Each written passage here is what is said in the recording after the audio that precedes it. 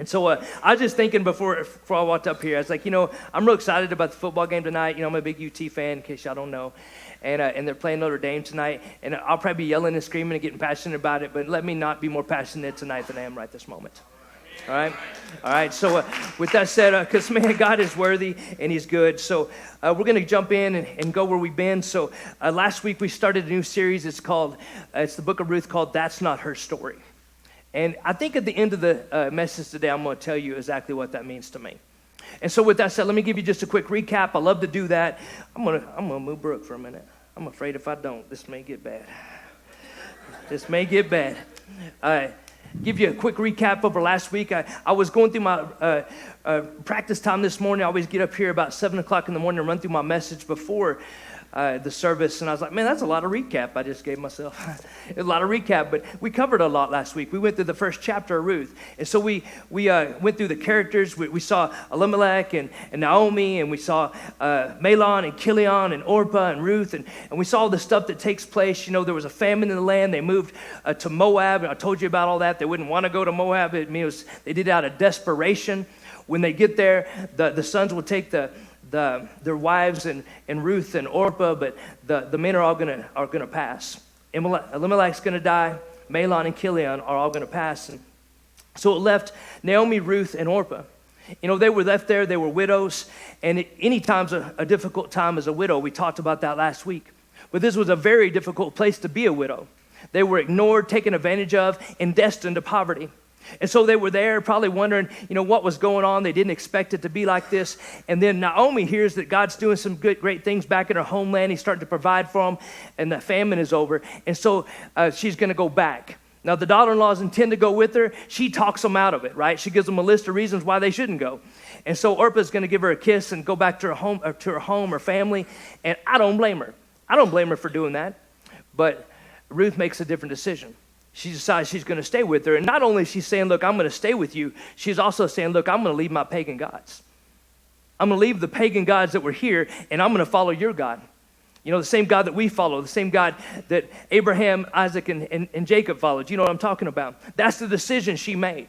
And so they get there, and as they're going back in, we remember seeing how it all kind of unfolds, that Naomi didn't even want to be called Naomi anymore. Remember, that was, Naomi means pleasant.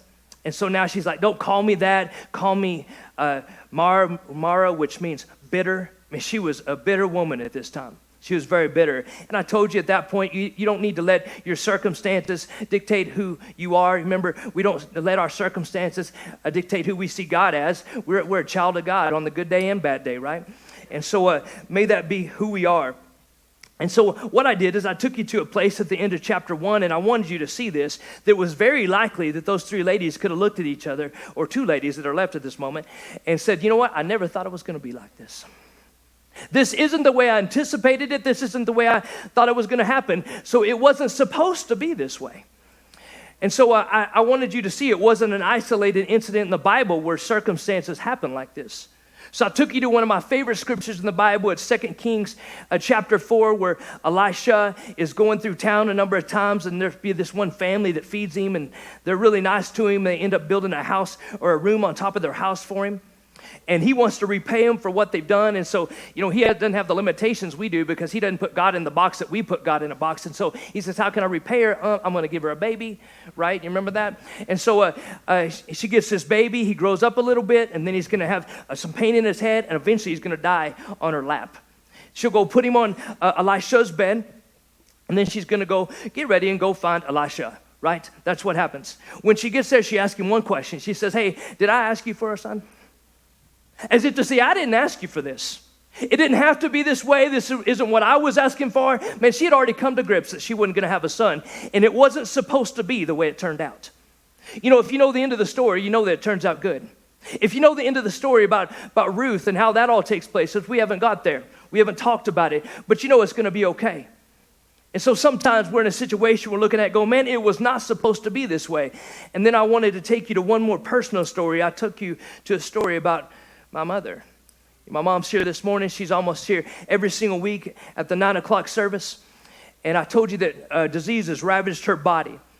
And There's so many things that she struggles with on a day-to-day basis. And if we're just being real, it's real easy for my mom to go, you know what, I never thought it was going to be like this. Thought I was going to be able to travel, thought I'd be able to move around and do things. You know what? But when it comes down to it, we don't always get to pick our circumstances. But we do get to choose how we respond. And I wanted you to see how I believe we're supposed to respond during difficult times or just all times. Brooke got up here and sang a beautiful song last week called Thy Will. Absolutely beautiful. One of my favorite songs that's out right now. I love to listen to it. In fact, I listened to it this morning before I walked over here. It's fantastic. And after that, I walked up and I told you what that means to me.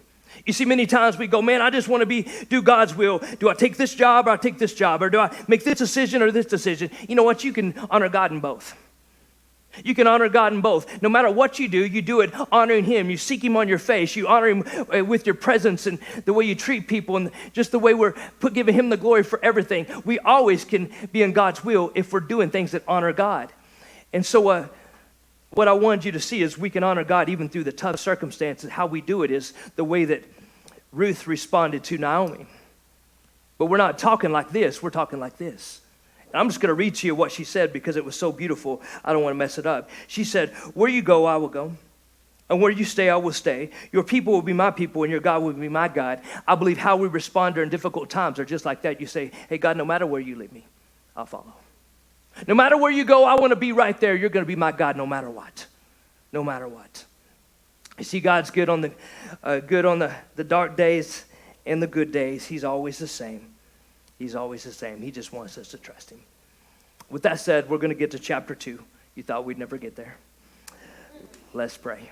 Father, thank you for your love and grace, and thank you for allowing us to come in this morning on this holiday weekend, Lord, and still worship you and praise who you are and study your word. Open it up to us in a special way. In your precious name, amen. Amen. If you want to go and turn to Ruth chapter 2. Ruth chapter 2. All right. Lots to talk about today. I'm going to start reading. It says, Naomi had a relative on her husband's side, a man of standing from the clan of Elimelech, whose name was Boaz. Now, it says that Boaz was a man of standing. Now, bless you, I don't know why, but whenever I see Boaz, I always think of Bozo the Clown. And this guy has nothing to do with Bozo the Clown. This guy's a great man of God.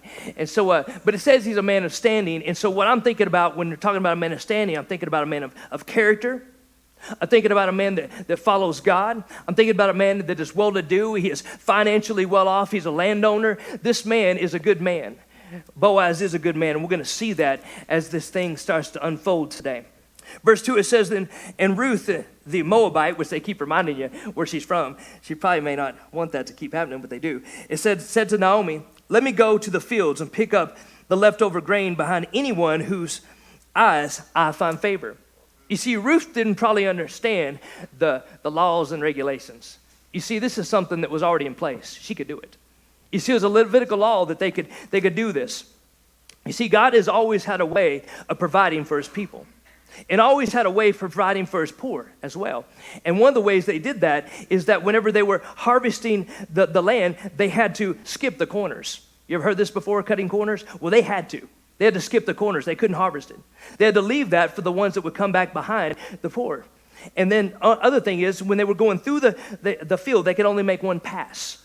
If they missed it, they couldn't go back and go, oh, I need to go get that. They couldn't do that. They had to leave it. And there would be other people that would come through and it called it gleaning, and they would pick that stuff and they would take that and they would be fed. You see, God has a way of providing for His people, doesn't He? You see, I believe He has ways to provide for His people now that sometimes that we have mishandled and neglected.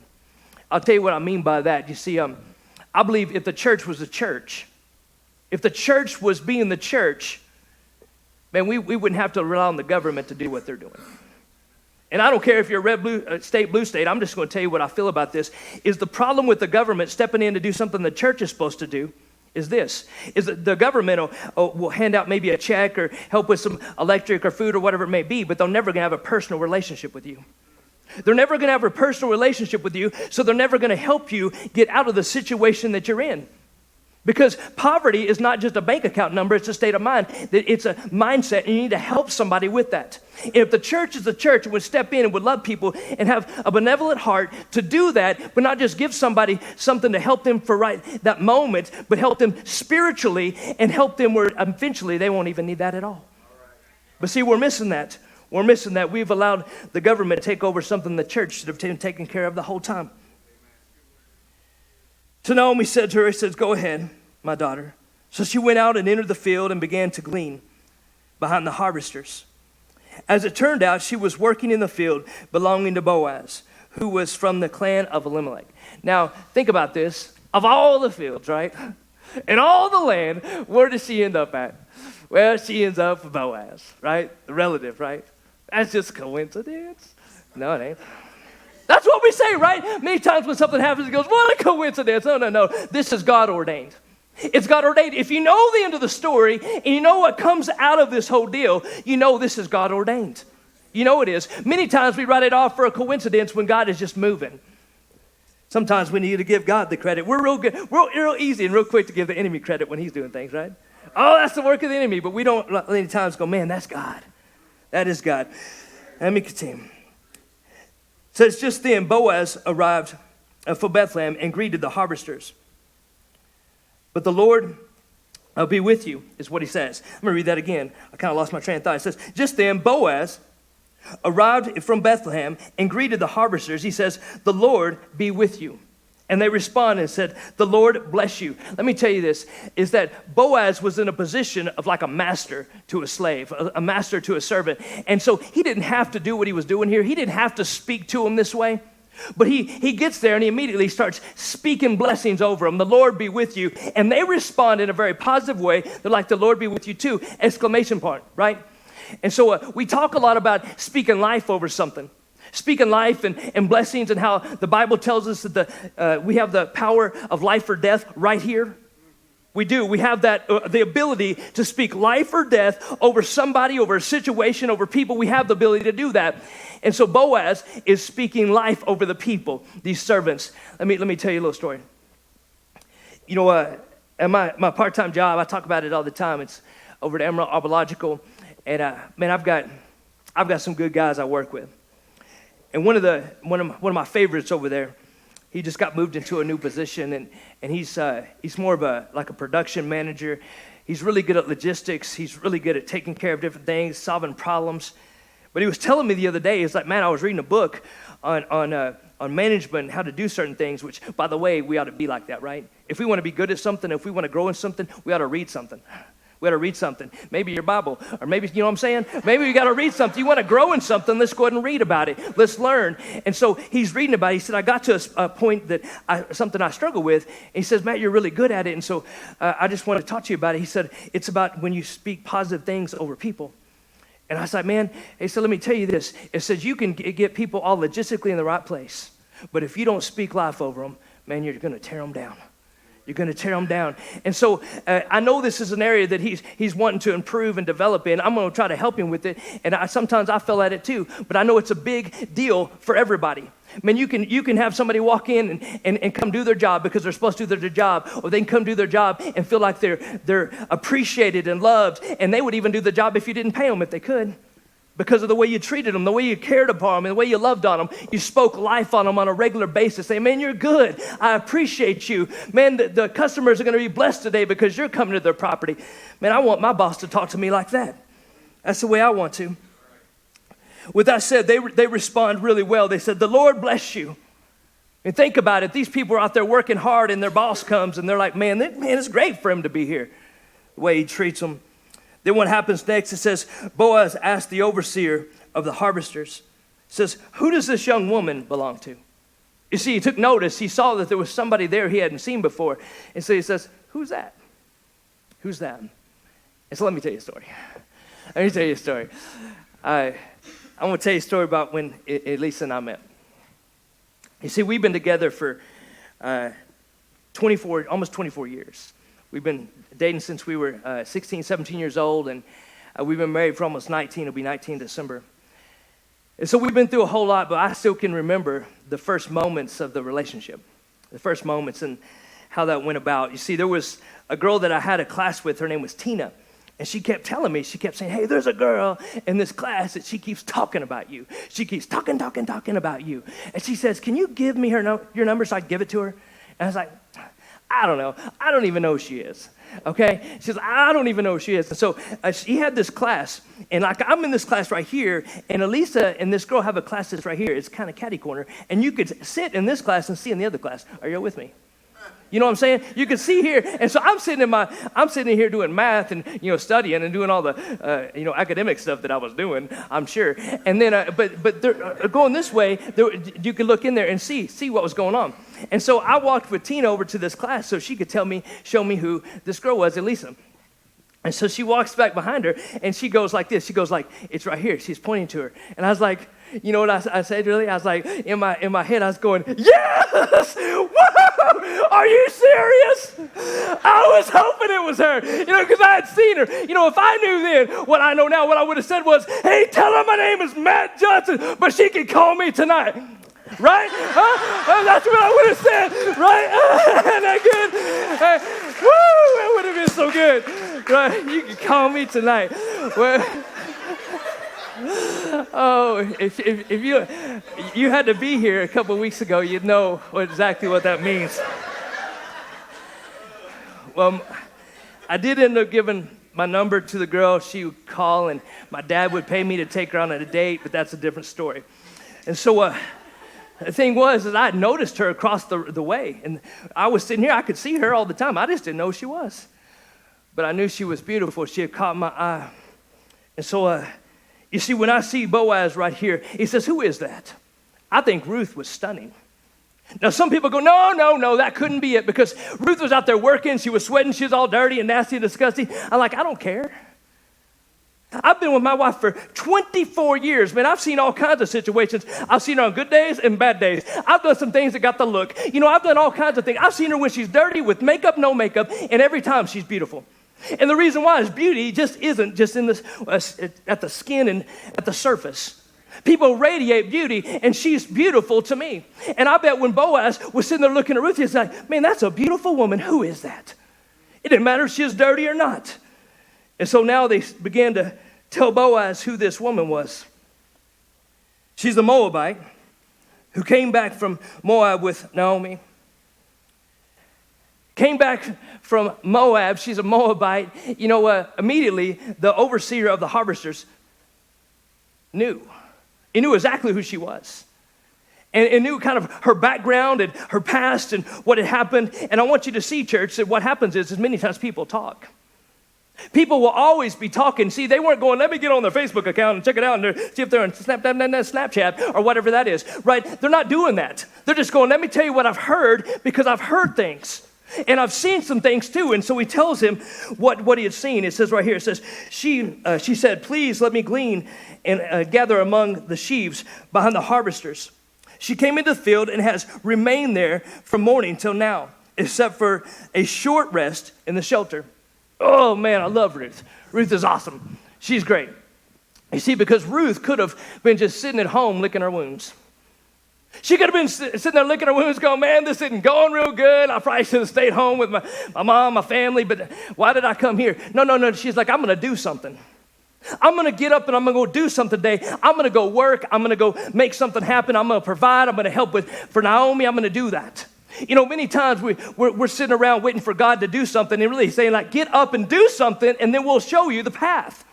We'll show you the path. I believe that. I believe idleness is of the enemy, man. The idleness is not good. I mean, there's times you got to get rest and such, but we don't want to be people that are known for being idle. We want to move, and then when we're moving, we can move when God says move. Are you tracking with that? Let me tell you this, is many times as a pastor, people will come to me and say, hey, madam, man, I just want to serve, man. I'm called to do great ministry. I'm called to do this and that. And I always tell them the same thing. Hey, man, just start serving somewhere. Just start doing something. See, you can do something. You can have the function without the title. You can do something. We don't have to have a title to go see somebody in the hospital and pray over them. You don't have to have any title to walk around and show them the love of Christ to somebody. That's how it works. But see, what happens is we struggle many times when our task does not reflect our potential. When our task does not reflect our potential, we're like, man, now what's going to happen? Now what am I supposed to do? Because I'm supposed to be doing great things. Well, sometimes what we have to do is do what we have to do at the moment, and God will open up the next door. He will open up the next door. And so if that's you, I encourage you to step out and begin to do the function without the title. Let's continue. Whew. I'm getting worked up. It says, Boaz said to Ruth, my daughter. Notice he says my daughter because she's much younger than Boaz. He says, listen to me. Don't go and glean in another field, and don't go away from here. Stay here with the women who work for me. Watch the field where the men are harvesting and follow along after the women. I have told the men not to lay a hand on you. See, the first sexual harassment policy was put in place right here. So I told the men not to put a hand on you. And whenever you are thirsty, go and get a drink from the water jars that the men have filled. Let me tell you why he's telling her all this. It was a dangerous place out there. It was a dangerous place in those fields for a woman, especially if they got isolated. They would take them off and they would be raped is what would happen. And he's saying, look, I've already talked to the people and I've already could put some protection in place. You follow this rule. You stay with the ladies. That's what you do. You see, I'm going to tell you that many times in life, I want you to just kind of visualize your life, and the times you struggle the most is when you're in isolation. The enemy likes to get people away from the crowd, away from their group, away from the people, their protection and their strength. And that's when he starts beating you up. That's when he starts to beat you up. You want to stay next to people that sharpen you, that protects you, that look out for you. That's the way it works. The enemy is crafty, he knows what he's doing. Boaz right here is acting like a protector and provider. He's trying to look out for what's best for Ruth. Then it says, at this, she bowed down with her face to the ground. She asked him, why have I found such favor in your eyes and that you have noticed me, a foreigner? You remember I told you that her and Naomi could have been saying, it wasn't supposed to be like this. Well, at this moment, she could have also been saying, hey, it wasn't supposed to be like this. You see, at one moment, it's not going good. The next moment, it is. That's kind of how life works, isn't it? Sometimes it's good, sometimes it's bad. Same God. And so now she's going, man, how come I've found so much favor? Which Pastor Matt Cordova always likes to say, favor, you kind of interchange favor and grace. Why have I found so much grace from you? Why have I found so much favor? You know, grace is unmerited love, and I just love it. I love that Boaz is doing. I love that he's showing her this, and she didn't do anything to deserve it. He could have done that for anyone, but he chose her. What a special thing. It's special. It says, Boaz replied, I've been told all about what you have done for your mother-in-law since the death of your husband. I told you they were talking. How you left your father and mother and your homeland and came to live with a people you did not know before. May the Lord repay you for what you have done. May you be richly rewarded by the Lord, the God of Israel, under whose wings you have come to take refuge. Notice this was not just a journey of relocation. This was a spiritual change. A spiritual change. She is following the God that we follow. And that's protection that she's now underneath. And Boaz is acknowledging that. And then she responds and says, may I continue to find favor in your eyes, my Lord. Says, you have put me at ease by speaking kindly to your servant, though I do not have the standing of one of your servants. She's saying, look, here's my position. I'm not even a servant. But you speak to me in such a way that it makes me feel comfortable. Didn't I tell you earlier that we have the power of life or death in our mouth? That's the way it works. She is going into a foreign place. She doesn't know anybody. And all of a sudden she feels at ease because somebody is speaking life over her. Somebody's speaking kindness over her. Somebody's speaking love over her and protection over her. Man, it's a big deal. It's a big deal. It says, at mealtime, Boaz said to her, come over here, have some bread and dip it into the wine vinegar.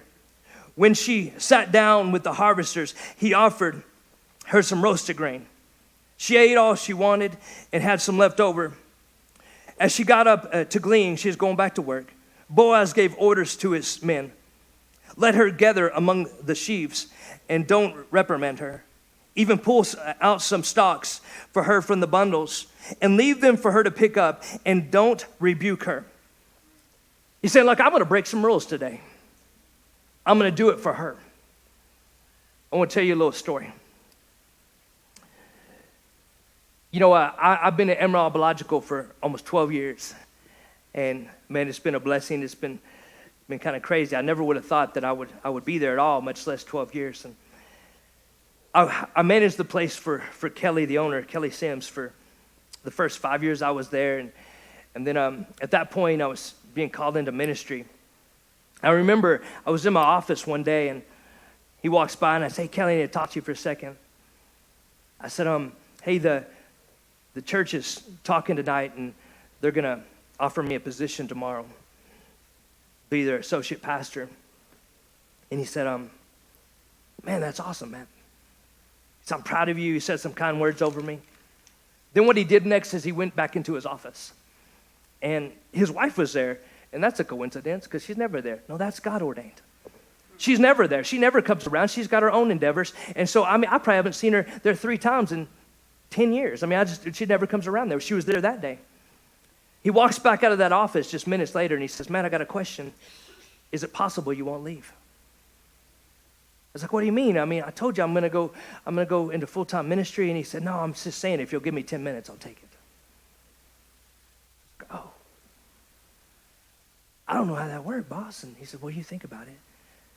And so they called and they offered me the job the next day, and I talked to my wife about it, and I remember going and talking to everybody and saying, "This is what I figured out." And I work a day and a half a week at the Emerald Logic for the next 5 years.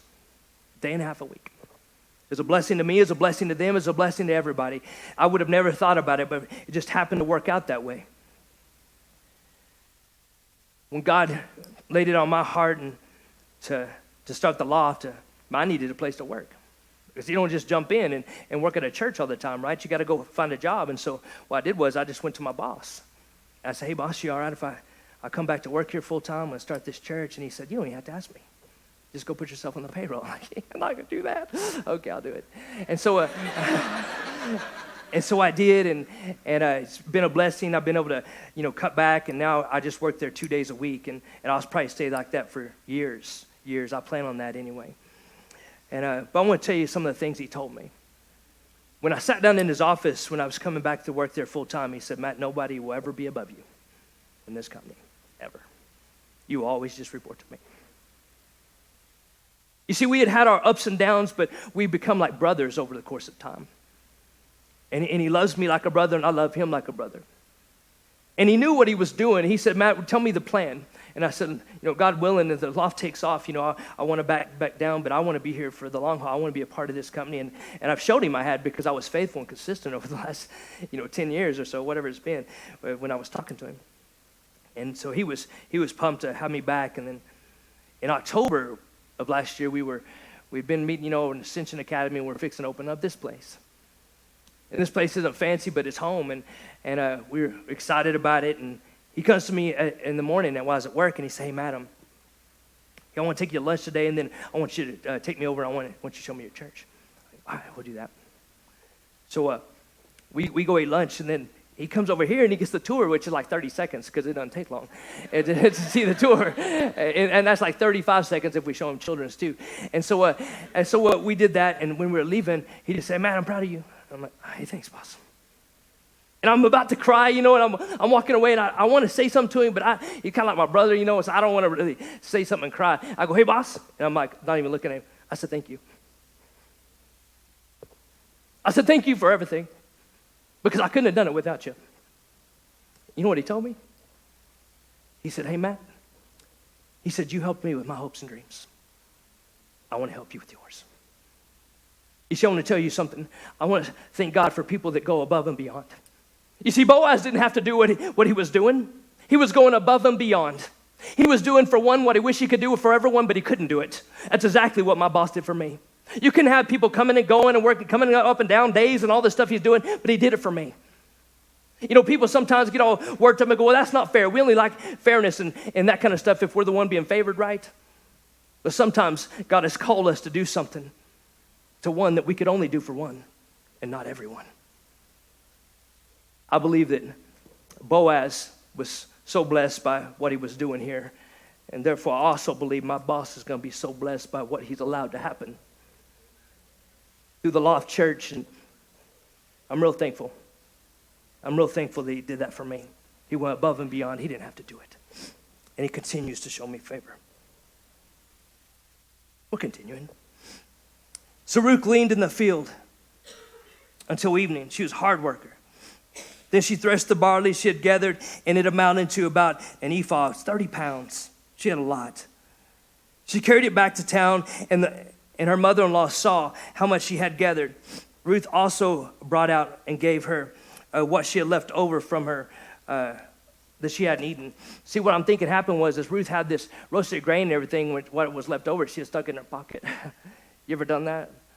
I mean, I don't know. I don't usually do that, but I was with Bentley one day this summer, and we're just walking along, and I hear something rustling around. He pulls out a package of crackers. Like, what are you doing? You just got crackers in there? He's like, yeah, I need a snack. You know, sometimes people do that. If you need something extra, you just put it in your pocket, and I think that's what happened here. She's like, man, I'm going to take this home to my mother-in-law. And so she did. Her mother-in-law is seeing everything she brought back, and she asked a question, and it's a real relevant question. She goes, where did you glean today? Like, is this legal? What did you do? What did you do? And so she says, where did you work? And she said, blessed is the man who took notice of you, because somebody would have had to take notice of you. This wasn't just a regular deal. This is somebody who went above and beyond, right? Somebody that did something for you they wish they could do for everyone, but they couldn't do it for everyone. They did it just for you, and she knew it. She knew that's what just happened. And so then Ruth told her mother-in-law about the one whose place she had been working. Said, the name of the man I worked with today is Boaz. Coincidence. The Lord bless him. Naomi said to her daughter-in-law, I said, he has not stopped showing his kindness to the living and the dead. Let me tell you this. You remember just last week, and I might have talked about it earlier, but last week that Naomi had come to a place where she was so bitter, you know, that she was struggling so bad, and she thought God's hand was against her and all that. You know what I'm talking about? And now she's saying, wait a minute, God's doing some good things, right? You know how the swing of events, are you tracking with that? It happens like that sometimes. This is a great example of why we don't tear our garment. You know what that means? Like when in the Old Testament, when you're so frustrated or mourning or lost or grief or whatever it might be, they would go, boom, they just rip their garment. They didn't know what else to do. They were just lost. They just struggling so bad, they just would tear it up. We can't do that, church. Because you know the same God that has been there is going to be the same God that's going to be there. And so we've got to be able to hold ourselves together, at least enough that at the end of the deal, we can still have a witness. If we tear our garment, nobody's going to go, hey, well, tell me about that God you were trusting. We can't tear our garment, church. We can't tear it. Next, what happens is Naomi says, hey, that man is the closest relative. He is one of our guardian redeemers. It says one of. We'll find out next week that there's another one. There's somebody else.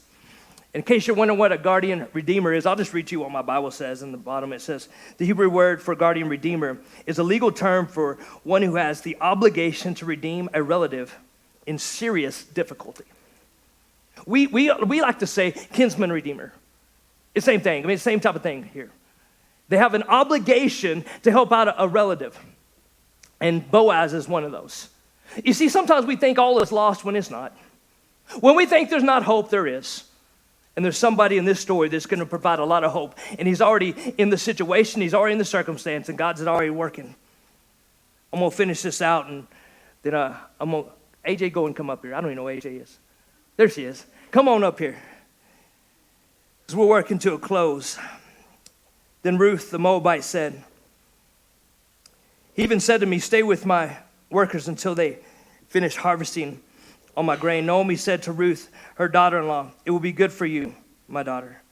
Go with the women who work for him, because in someone else's fields you might be harmed, because she knew. She knew how it worked. So Ruth stayed close to the women of Boaz to glean until the barley and the wheat harvest were finished. And she lived with her mother-in-law. That's chapter 2. Y'all still good? Still good. Well, you know, at the end, we always have AJ come up and play some music, and it's always my favorite part. I like that part, right? I don't know if you do, but I do. And I always like to give you something to take back, to take home with you that you can chew on the rest of the week, that somebody said, hey, what'd you learn about? We're talking about Ruth, and tell me about it. You go, man, it wasn't supposed to be like this. You know what I'm saying? I want you to go away with something like that every week. I just call it the crescendo. Is that's what that is. And so I got something for you this week. It's a little bit different. And I don't know if I'm going to yell and scream at you like sometimes I do. And y'all still keep coming back. And but I want to show you a picture. And so, Henry, if you want to throw that picture up on the screen. If you know what this picture is, I don't want you to say it. But I want you to look at it for a second. You see, I had this picture given to me. I don't know how many years ago it was. I don't know if it was in a college class or if it was in some type of management training or something, but it made an impact on me. And so I didn't have it anymore. I'd lost it. It's probably in my closet or something. I don't know where it's at. But I thought about it, so I Googled it, and it popped up, and there it is. I don't want you to say what it is, but does anybody know what that is? Can you see it? Can you see the picture? I can't see your hands really great. And apparently you don't see it. You see, it's hard to see this. It's like a picture within a picture. Are you tracking? You know what I'm talking about? Well, see what it is? It's a picture of a cow. And you have the two ears, and then the white part down the middle is like his muzzle, I guess. And then he's got the eyes, and he's got the dark part at the bottom. Can you see it now? Can you see it? I don't know if it'll let me do it because it's the way the screen works, but that's his ear, and that's his ear, and this is his face, and that's like his mouth. You see it now? Can you see it? You see, I can see it every time. I can't even see it without it. I just look at it and I see a cow. Some of you still can't even see it, can you? Well, let me tell you how this works and why I've got this up here, because we never use props. You see, I hadn't seen this in a long time. I mean, years. But I thought about it. I was like, man, I wish I could find that picture of the hidden picture of the cow. And I just typed it in, and it popped up first thing. And as soon as I saw it, I didn't see like a puzzle that I couldn't understand or visualize. I just saw the cow again. And see, what I figured out is once you see it, you always see it. Once you see it, you will always see it. And see, that means something to me. It does when it comes to the story about Ruth. You see, this is a great story. It's beautiful. You've got Elimelech and Naomi and all the characters. You've got it all taking place. And if you ask somebody, they go, man, this is like a beautiful love story. And it's great. But I don't just read this to see a beautiful love story. I mean, I can watch a Notebook, right? So there's more to the story than that. See, because there's a story within the story. There's a story within the story. You see, we're talking about a kinsman redeemer. Let me tell you the qualities of kinsman redeemer.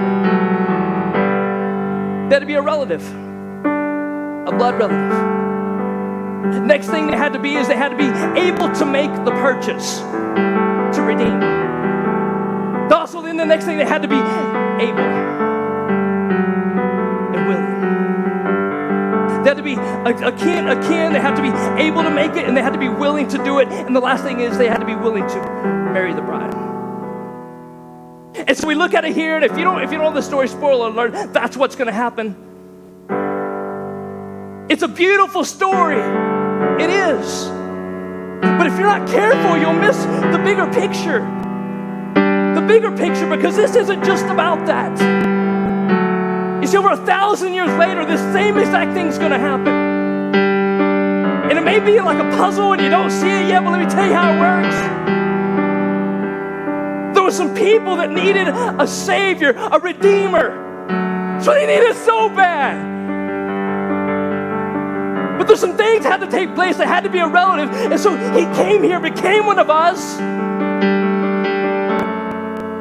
He had to be able to do it. There had to be the perfect sacrifice that would be made to save us. That only he could do. And he had to be willing. And remember when he's in the garden, he's kind of praying. He's like, man, God, I don't know if we're going to do this, we're going to do this, we're going to do this. But hey, God, your will be done. He's saying, no, God, I'm going to submit to you. If you want this done, then I want it done. Let's do it. I'm willing to do it. I'm willing to do it. And he was. And he wasn't just willing to do it, he was willing to marry a bride. You see, because there's going to be an amazing wedding, and we're in it, we're a part of it, church.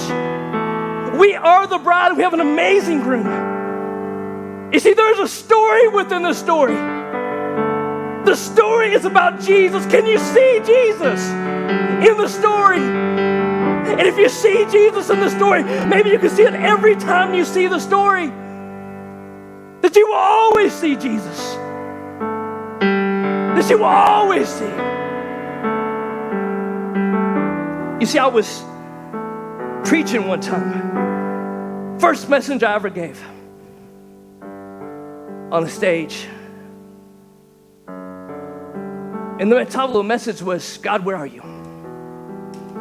You see, I had come across an article about this man that he wrote this article that said, God, where are you at? And he said, hey, all this stuff that we're going bad in the world. And he said, okay, people that think God's real, he's not real because where's he at? That kind of fired me up.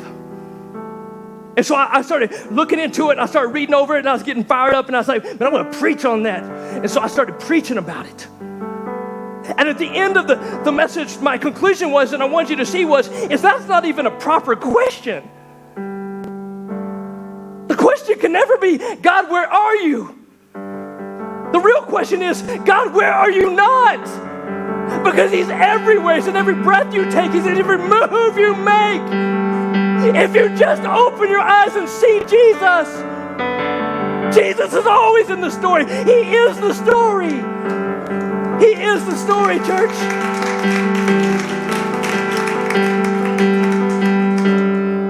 That's why the message is called, That's Not Her Story. Because if you look at it and you start looking at it and go, wait a minute. I know somebody like that.